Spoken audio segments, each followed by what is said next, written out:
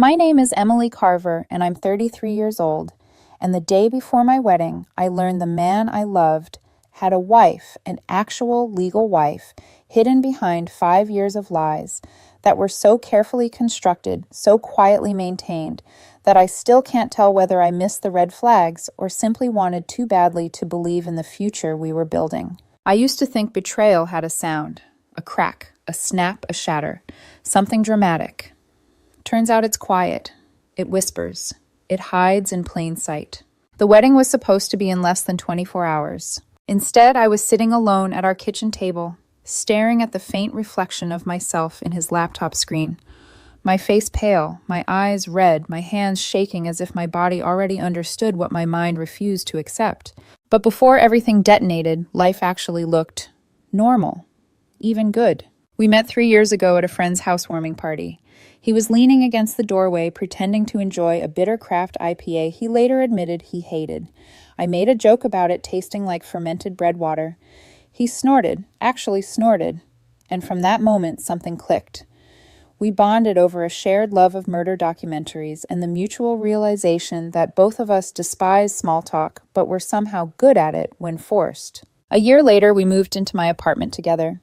He was a freelance motion designer. I worked in commercial leasing. Nothing glamorous. Just two ordinary people building an ordinary life with an ordinary love. Or so I thought. His closest friend, his best woman, was named Lena, gorgeous in a low-effort way, soft-spoken and artist who worked with ceramics and charcoal. She and my fiancé went to art school together. He used to tell me Lena was like a sister, the one person who'd been with him through every heartbreak, every milestone, every reinvention of himself. Truthfully, I always felt a tiny sting of jealousy around her, not because I thought they were sleeping together, they didn't have that energy, but because she always felt prioritized. Not in a romantic way, just intimate, protective, a kind of closeness I told myself was simply the product of years of friendship. When he asked her to be his best woman instead of choosing a male best man, I swallowed the discomfort. It's 2025. People do modern things. Gender roles are dated. I wanted to be the cool, understanding fiancé. When she arrived a week before the wedding, they fell into old rhythms instantly. Dress fittings, vendor meetings, late-night wine sessions filled with inside jokes and memories I wasn't part of. I told myself it was fine, that this is what happens before big life events. But the night before everything went to hell, something shifted even if I didn't recognize it then. He forgot his laptop on the kitchen table.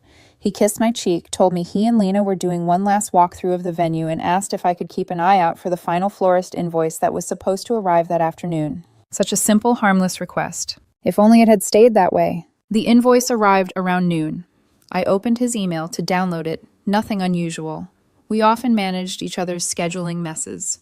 Then, while I was about to close the tab, something on the sidebar caught my eye. A folder, one I'd never noticed before, labeled simply Personal W. I don't know why it bothered me. Maybe because the label was vague. Maybe because my instincts had been whispering things for months that I kept shoving aside. Maybe because I was tired from wedding stress and not thinking clearly. Or maybe because deep down some part of me knew. My stomach twisted as I tapped the folder. 5 years. 5 years worth of emails. At first, I didn't understand what I was reading. They looked like catch-ups between two longtime friends until they didn't. Until the tone shifted. Until I saw words like anniversary and wife and our home someday. Until I saw the way he signed every email to Lena yours. Always. My heart stopped. There were photos, intimate ones. There were financial documents about maintaining 2 separate residences until we can finally go public. There were emails referencing the day they got married. Married. In a courthouse after graduation. Because her parents were conservative. Because his parents didn't approve. Because according to them, it was easier to keep things quiet right now. I felt something inside me hollow out. I kept scrolling until I reached the message that broke something fundamental in me. It was sent the day he proposed to me. Lena had written, "So, you're really doing this marrying her?" His response, "It's temporary. You know my family won't help me unless I settle down. Emily's stable. Good job. Good benefits. She won't ask questions. We stick to the plan, build assets, then I'll divorce her. We'll be set for life. You're my real wife. She's the insurance policy." Insurance policy. That phrase carved itself into me like a blade. My hands went numb, my breath faltered. The apartment felt like the walls were creeping inward, like the air had gone stale. There was a tightness in my chest that felt like grief mixed with humiliation. I wanted to scream. I wanted to break something. I wanted to rewind time and never open that folder. Instead, I saved everything. Screenshots, PDFs, exports. I emailed copies to myself, to a new encrypted folder, to a USB drive I kept in my office drawer. It took 20 minutes. It felt like hours. When it was done, I put his laptop back exactly where it had been. Then I stood in the hallway staring at our framed engagement photos, the ones where I was leaning into him, eyes full of a future he had never intended to give me. I didn't cry. Not then. Instead, a cold, clear silence filled me, like the part of me capable of loving him had simply shut off. I called a lawyer, sent him the evidence, listened to his long, stunned silence before he said, "Do not confront him. Not yet. This is fraud. Potentially bigamy. Stay quiet and prepare." Next, I canceled everything. The venue, the caterer, the florals, the photographer, the band, the transportation, the hotel block. One by one, I erased the future I'd spent a year planning. By the time I was done, I had lost nearly $20,000 in deposits. I didn't care, not anymore. I boxed up his belongings. Every jacket, every sock, every sentimental trinket, all of it. And as the sun began to set, casting the apartment in muted orange, our apartment, the one I had welcomed him into, I realized something with razor-sharp clarity. I had not been preparing for a wedding. I had been preparing to be used. And I refused to let that be my story. My name is Emily Carver, and the morning after I found out the truth, I woke up feeling like I had aged a decade in a single night. My eyes were swollen, my throat raw, my chest tight in a way that told me crying had happened at some point, even if I didn't remember doing it. But even with my body feeling like it had been dropped from a building, my mind was sharp, terrifyingly sharp. There's a kind of focus that comes only when your heart has been cracked wide open, cold, precise, surgical. That was me at dawn. My attorney called at 7 a.m. I answered with the phone still pressed to my pillow. He didn't waste time. He told me what I already felt deep in my bones, that this wasn't just betrayal. It was fraud, possibly bigamy. He told me not to confront my fiancé, not to give him any hint that I knew the truth. He said I needed to dismantle the wedding quietly and document everything. Move like someone who's already been burned, he said. I was already doing that. Canceling a wedding you spent a year planning feels like erasing a life with a single keystroke. The venue coordinator answered, sounding cheerful, asking if I was confirming tomorrow's schedule. I told her no. I told her I was canceling. She tried to talk me out of it, offered future credits, suggested postponing. I repeated the same phrase in a flat voice. Cancel it. After the fourth time, she finally understood I wasn't bargaining. I was severing. The calls didn't get easier. The caterer, the florist, the string quartet he insisted on, the hotel room blocks, the photographer whose work I adored, the transportation service, the rehearsal dinner reservation. Every vendor reacted differently, concerned, confused, irritated, but I didn't give explanations. I didn't owe any. Each cancellation sliced through another piece of the life I'd imagined with him. Each deposit lost was like a bruise I didn't feel until later. After the 20th call, the apartment felt too quiet, too still. I'd spent so many evenings imagining what it would look like, filled with wedding gifts, decorations, friends, family. Instead, it held the remnants of a life built on lies. I walked into the bedroom we shared and stared at his clothes in the closet, his shoes lined neatly beside mine. The cologne I bought him for his birthday sitting untouched on the dresser. It all felt like props from a play I had unknowingly been cast in. I started packing his things slowly at first, then faster, as the numbness gave way to a simmering kind of anger. Every shirt folded into a box felt like a lie I was unraveling. Every pair of shoes I tossed in felt like reclaiming oxygen. I emptied drawers, swept bathroom shelves, unplugged his electronics. I boxed up everything he'd ever touched in this apartment and stacked the boxes in the spare room like a wall between what my life had been yesterday and what it would become tomorrow. He texted once around midday, "Venue looks amazing. Wish you were here. We're grabbing lunch. Be home by 4. I stared at the message for a long second, then set my phone face down and continued packing. By afternoon, I called a locksmith. Same-day service was an extra few $100s, and I didn't even blink. The locksmith arrived while I was hauling the last box into the spare room. He replaced both locks quietly while I leaned against the hallway wall, feeling like a ghost haunting my own home. When he was done, he handed me the new keys. They felt heavier than they should have. I sat at the kitchen table with my attorney's drafted letter in front of me, a full formal explanation of his fraudulent engagement, the evidence of an existing marriage, the cancellation of the wedding, the legal consequences he would face, and his 48-hour deadline to remove his belongings under attorney supervision. I placed the letter on top of the neatly stacked boxes. The symbolism wasn't lost on me. His old life was in those boxes. The truth was sitting right on top of it. I tried to eat dinner before he came home, but food tasted like paper. When he walked through the door, he was glowing excited, rambling about how perfect the venue was going to look tomorrow. I nodded at the right places, kept my face neutral, kept my voice soft, pretended I was just another tired bride. He kissed the top of my head. I didn't feel it. He talked through the entire meal. I barely heard any of it. I was counting minutes, waiting for him to go to bed. When he finally did, mumbling something about needing beauty sleep for wedding photos, I waited 10 more minutes to be safe, then took the spare bed in the living room. I didn't trust myself to lie beside him without shaking.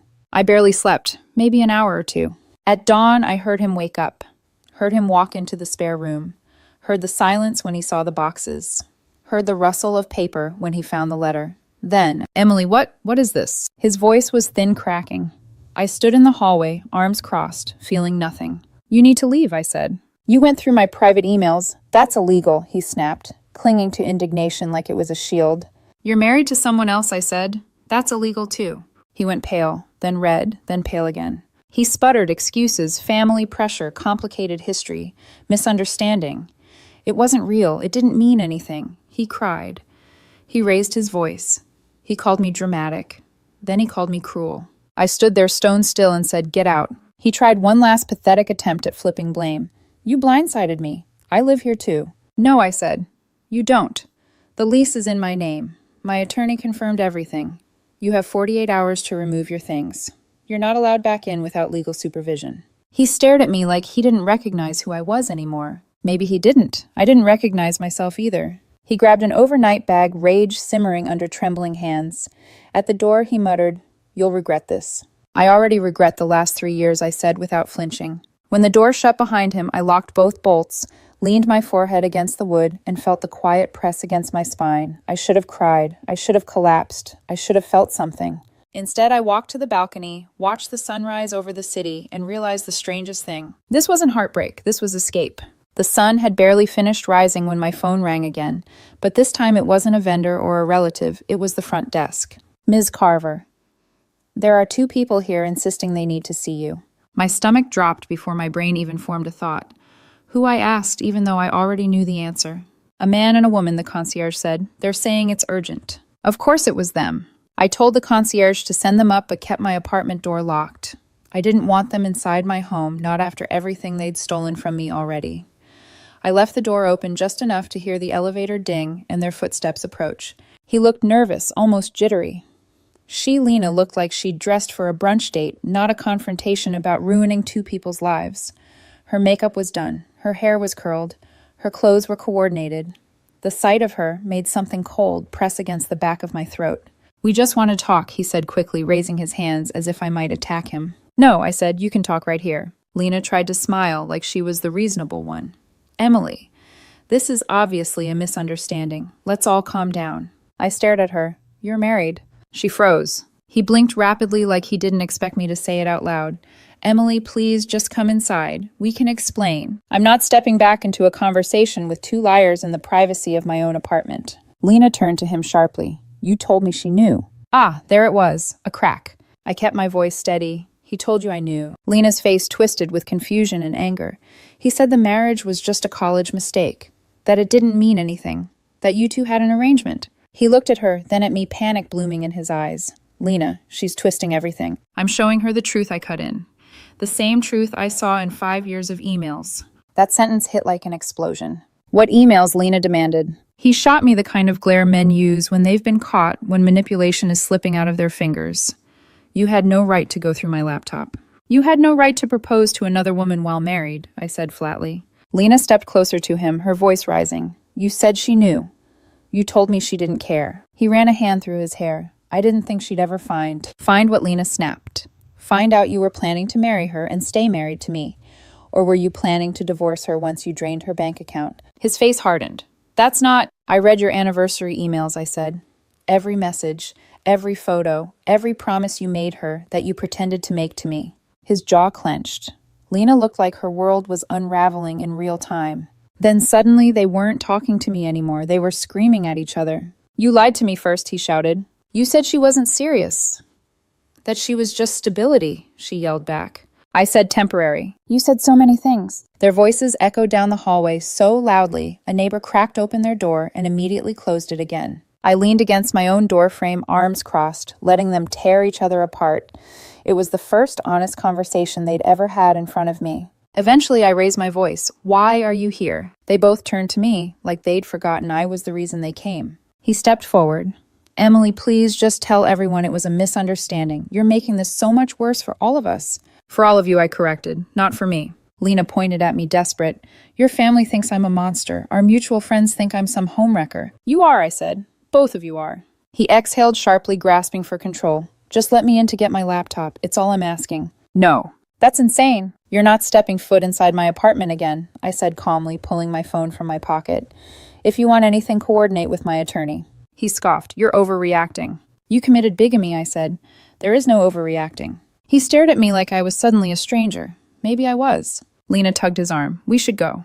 I'm not leaving without my laptop, he insisted. I dialed the police. Okay, then stay. His eyes went wide. You're calling the cops? Unless you leave, I said, the phone still ringing in my hand. That was when Lena pulled him hard toward the elevator.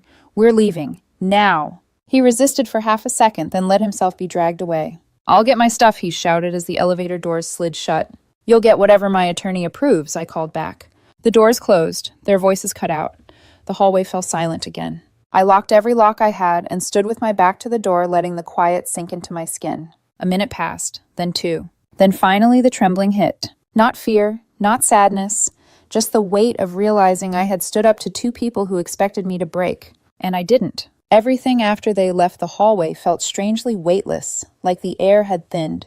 I kept expecting a crash somewhere, a knock, a shout, a door slamming, but nothing came. Just silence. And in that silence, a single thought kept looping in my mind. They weren't done. People like them never walk away quietly. I didn't have to wait long to be proven right. That evening, just as I was settling into the smallest sliver of calm, 2 police officers knocked on my door. The older one had exhaustion written all over his face.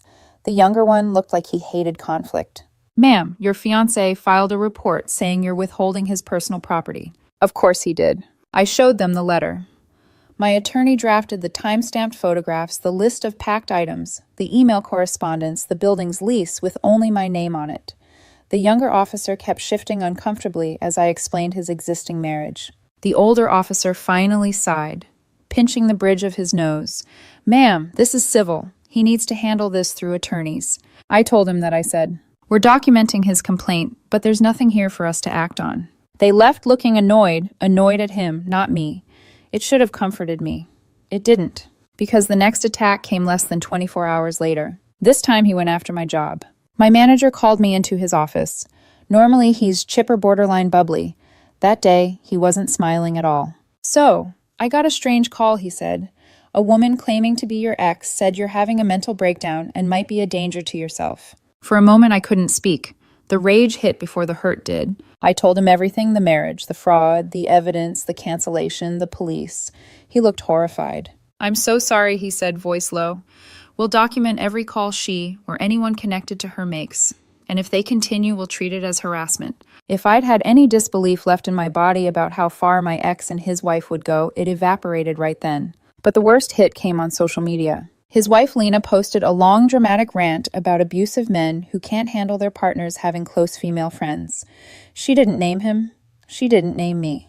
But it was clearly crafted to make me look like the villain in every possible interpretation. Dozens of comments rolled in from people who didn't know me.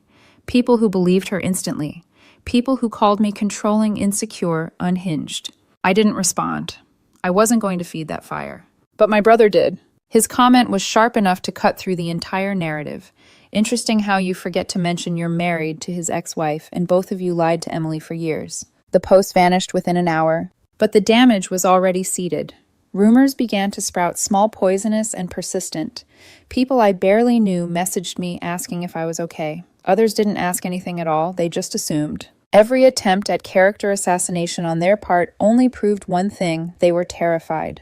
His parents must have realized how bad things looked, because their attorney reached out next with a settlement offer, $8,000 and a non-disclosure agreement. It was insulting, a pay-for-silence bargain, as if my silence was the problem. No NDA, I told my attorney. No deal. Their counteroffer added a little more money and an even thicker NDA. I rejected it again. If they wanted me quiet, they should have been honest in the first place. I thought the chaos had peaked. I thought I had seen the full extent of their desperation. I was wrong. One afternoon, my phone buzzed with an unknown number. I let it ring. It called again and again. On the fourth attempt, I answered, irritated. A woman's voice came through, breathless, shaky, angry. "This is going to sound insane," she said. "But I'm engaged to your ex-fiance's wife." The world shifted, tilted, pressed itself into a different shape. I sat down slowly. "Repeat that," I said. "She told me she was divorced," the woman continued. "She told me her ex was some college fling, nothing serious. She even said he was abusive.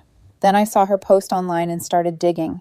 That's how I found out she's still married to him. And you were supposed to be the next wedding." A cold wave rolled through my body. "You're saying she's been engaged to you while still married to him?" I asked. "Yes, and I have receipts, thousands of dollars worth. I kicked her out this morning." She wasn't calling to compare heartbreak. She was calling to compare evidence. We met the next day at a coffee shop. She brought emails, photos, bank records, proof of a parallel universe of lies.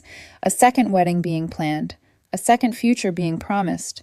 A second person being used. Her story was a mirror of mine, just rotated slightly. He lied to me. She lied to her. They lied to each other. And they lied to everyone else. By the time we finished talking, one truth was undeniable. This wasn't a love triangle. It wasn't even a love square. It was a con, a joint operation. Two people who had spent years weaving lies so thick they eventually tangled themselves in their own threads. The other fiancée filed her own fraud report the very next morning. She also contacted the district attorney about potential bigamy charges. And just like that, the pressure shifted, turned, focused entirely on them. My attorney called later that afternoon. "Emily, your ex's parents reached out again. Things are unraveling on their end fast." He paused. "They're ready to negotiate in a real way." It was the first time in weeks I felt something close to power return to me. Not revenge, not victory. Just control. Finally control. Everything in the weeks that followed felt like watching a slow, inevitable collapse. Except this time it wasn't mine. Their lies started caving in on them from every direction. And for the first time since the wedding fell apart, I wasn't just surviving the storm. I was standing outside it, watching lightning strike exactly where it belonged. My attorney called early in the morning, sounding more energized than I'd ever heard him. "They're panicking," he said. "Your ex's parents, their attorney, everyone on their side." The second fraud case was the tipping point. Of course it was. The moment the other fiancée filed her own complaint and sent her evidence to the district attorney, everything changed. It wasn't just my word against theirs anymore. Now there were parallel timelines, overlapping lies, duplicated wedding deposits, two engagement rings floating in the same fraudulent orbit. They weren't just con artists. They were sloppy con artists. And sloppy con artists get exposed. The new settlement offer arrived that afternoon. $30,000, no NDA, and a written statement from my ex admitting he misrepresented his marital status and caused me financial and emotional harm. It was the kind of offer people usually take immediately. My attorney paused before reading the last line. "There's a catch," he said. "They want assurance you won't pursue criminal bigamy charges." I leaned back on my couch, staring at the ceiling. I'd been carrying so much anger inside me, it felt fused into my bones. But the truth was, prolonged legal battles weren't what I wanted. I didn't need him in prison. I needed him gone. I told my attorney counter at 35. 2 hours later, they accepted. And just like that, it was over. The money hit my account a week later, $35,000, wired directly from his parents' bank. More than I expected, less than what I'd truly lost when you factor in the wedding costs, the attorney fees, the emotional wreckage, and months of therapy ahead. But the real win wasn't the money. It was the document they sent me separately, a notarized signed statement in his handwriting. I misrepresented my marital status to Emily Carver. At the time of our engagement, I was legally married to another woman and intentionally withheld this information from her. My actions caused significant emotional and financial harm. Reading it felt like exhaling for the first time in months. Not joy, not satisfaction, just truth. Real, undeniable truth. And it was written by the man who had spent years lying to my face. Word spread fast. Not because I told anyone, because they couldn't contain the fallout. The DA opened an investigation into bigamy after the other fiancée submitted her report. Whether charges would stick, no one knew, but an active investigation was enough to implode their lives. His freelance design clients dropped him. Her studio began losing commissions. Contracts dried up. Their reputations started rotting from the inside out. And then suddenly the two people who had presented themselves as a united front in my hallway weren't united at all. Mutual friends whispered that they had turned on each other, each claiming the other was responsible for the entire scheme. Someone even told me Lena moved out of the apartment they'd been secretly sharing. Another said she fled to a different state entirely because she was afraid of being served papers. I didn't waste energy verifying any of it. For the first time in a long time, their chaos wasn't my responsibility. I moved out a week later, packed up my apartment, hired movers, and chose a smaller place across town, quiet, light-filled, far away from the rooms where I discovered his truth. My mom helped me unpack. She kept fussing over me, organizing shelves, wiping counters, hugging me when she thought I wasn't looking. At one point, she sat on my sofa watching me quietly. "You know," she said, "you handled this with more strength than most people ever find in their lives." I didn't feel strong, just tired, but I nodded. The gifts from the canceled wedding had trickled in during the chaos boxes from relatives, co-workers, friends who hadn't heard about what happened in time. I returned most of them. My college roommate had sent a bottle of expensive whiskey with a note that said, "For dodging the bullet." I kept that one. Work stabilized again. My boss gave me a bonus for resilience, though we both knew it was also an apology for believing anything my ex had said. I appreciated it anyway. For the first time in months, I felt like my life belonged to me again. One afternoon, while unpacking, I found the old wedding folder in my email timelines, contracts, photos from fittings, lists of vows I'd never say. Without hesitation, I selected all of it and pressed delete. There was no satisfaction in that moment, no triumph, just relief. A quiet, steady kind of relief that spread through my chest like warmth. I hadn't found closure in revenge. I hadn't found closure in getting money. I hadn't found closure in watching them implode. The closure came from something much simpler, the realization that I got out. Before I married him, before I shared assets, before children, mortgages, years of manipulation. I got out. People sometimes ask if I regret exposing him, if I regret blowing up the wedding, the relationship, the entire future I thought I was building. I don't. A future built on lies isn't a future at all. A few days ago, the front desk of my new building called. "He's here," they said. "Your ex." I didn't hesitate. If he doesn't leave immediately, I told them call the police. He left. He hasn't tried again, and I hope he never does. For the first time since this nightmare started, I feel something close to steady. A life measured not by what